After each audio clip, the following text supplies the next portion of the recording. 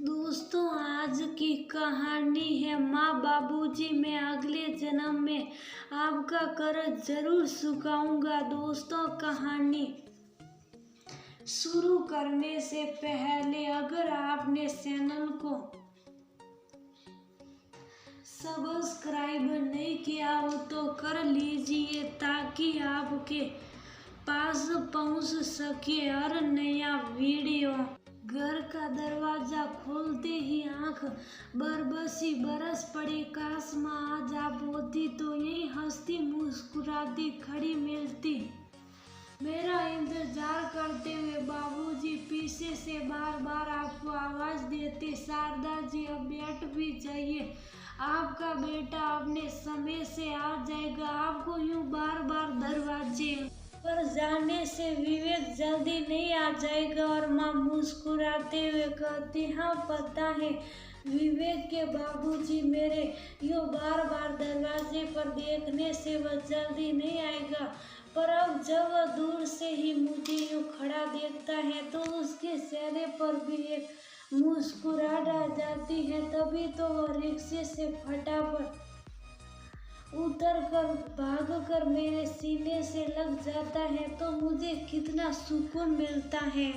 ये आपको पता है ना जी, सब पता है शारदा जी, इसलिए तो विवेक आपको ज्यादा प्यार करता है। जानबूझकर बाबूजी माँ को छेड़ने के लिए ऐसे कहा करते थे, पर माँ भी हमेशा बाबूजी को खिजाने के लिए कह देती थी, अच्छा तो आपको प्यार नहीं करता क्या? कुछ भी मत कहिए जी मेरे हाल के बारे में। अगर आपको प्यार नहीं करता तो आपके लिए परदेश से हर बार नई नई चीजों खरीद कर नहीं देता। ऐसा कहकर माँ मुस्कुरा देती और बाबूजी के आंखों से स्नेह रूपी प्रेम का मोती छलक उठता। जैसे जैसे मैं घर में अपने कदम बढ़ा रहा था वैसे वैसे माँ और बाबूजी की यादें ताजा होती जा रही थी। अभी हॉल में घुसा ही था कि फिर से माँ बाबूजी के शब्द हवाओं में गूंज उठे, शारदा जी चलिए उधर सरकिए। बाबूजी का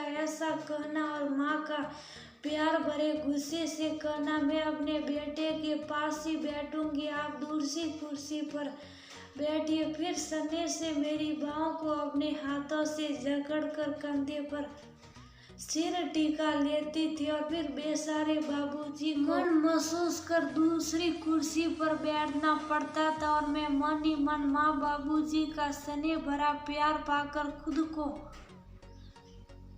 गौरवान्वित समझता था। पर आज मैं उनकी इस ममता और पितृत्व की साया से हमेशा के लिए दूर हो चुका हूँ। सब कुछ होते हुए भी मैं दुनिया का सबसे निर्धन इंसान बन गया हूँ। धन दौलत शोहरत सब है सिवाय माँ बाबूजी के। आप लोगों के बिना ये जीवन बिल्कुल अधूरा है। माँ बाबूजी ऐसे जीवन की खुशी का क्या जो मेरे अपने ही नहीं भोग सके, जिनकी वजह से ये सब संभव हुआ, जिनके वर्षों की तपस्या का फल आज मिल रहा है जब वे ही इस दुनिया में नहीं रहे। सुख का क्या फायदा? भगवान जी सोचते सोचते आंखों से शेष सत्र निर्जर धारा बह गया। अभी मैं आप अपने आंसुओं को खुद में समेट ही रहा था कि फिर से एहसास हुआ जैसे माँ रसोई से आवाज लगा रही हो, कह रही हो, विवेक देख आज खाने में सब तेरी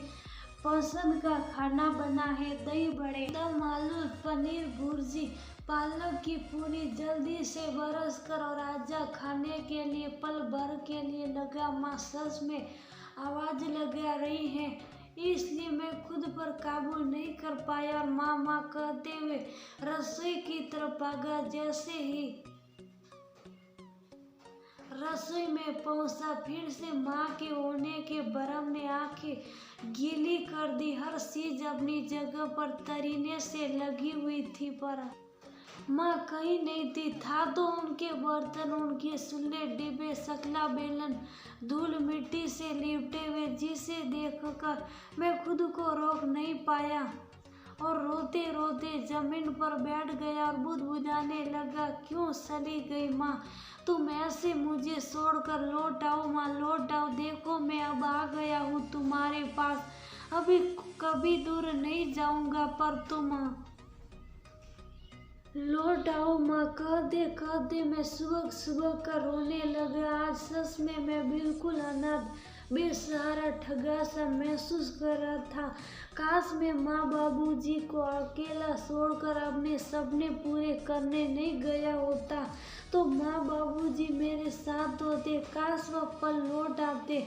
मेरे खातिर उन दोनों ने बहुत समझौते किए ताकि मैं आईआईटी में अव्वल आ सकूं और अपने सपने को पंख दे सकूं। और मेरे निशाने पर भी उन्होंने मुझे अमेरिका नौकरी करने भेजे। काश मैं यदि अपने देश में नौकरी करता तो माँ बाबूजी मेरे साथ होते। काफी देर रोने के बाद मैं उठकर माँ बाबूजी के कमरे में गया, जहाँ उनकी बड़ी सी फोटो लगी हुई थी। बिल्कुल खिलखिलाता हुआ ऐसा लग रहा था मानो माँ बाबूजी अभी के अभी बोल उठेंगे।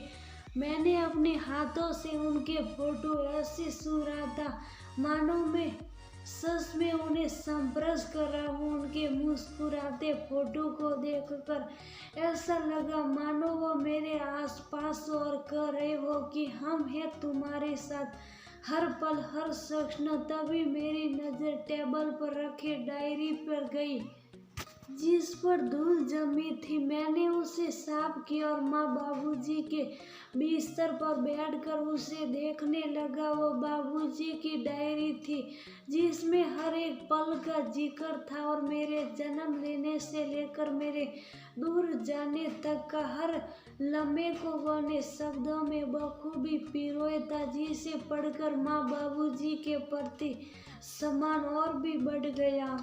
माँ की बीमारी से लेकर खुद के दर्द को कभी मेरे सपनों के आगे नहीं आने दिए। खुद ताऊ उम्र एक दूसरे का दुख बांटते रहे, पर मुझे कभी ये एहसास होने नहीं दिया कि माँ को ब्लड कैंसर है और उन्हें किडनी प्रॉब्लम है। मेरी पढ़ाई के लिए उन्होंने एक एक पैसा जुटाया और इस लायक बनाए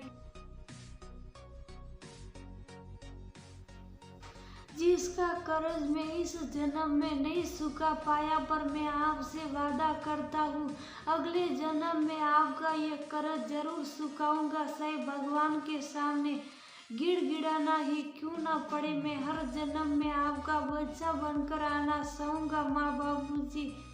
मैं अकेले यहाँ अपने माँ बाबूजी की यादों के साथ कुछ पल बिताना चाहता हूँ, इसलिए अपने शब्दों को विराम देता हूँ और जाते जाते बस इतना ही कहूँगा, आप अपने ख्वाबों में पंख जरूर लगाए पर माँ बाबूजी के साथ रहकर, क्योंकि वक्त का कोई भरोसा नहीं कब करवट ले ले और हमारे हिस्से सिर्फ यादें ही रह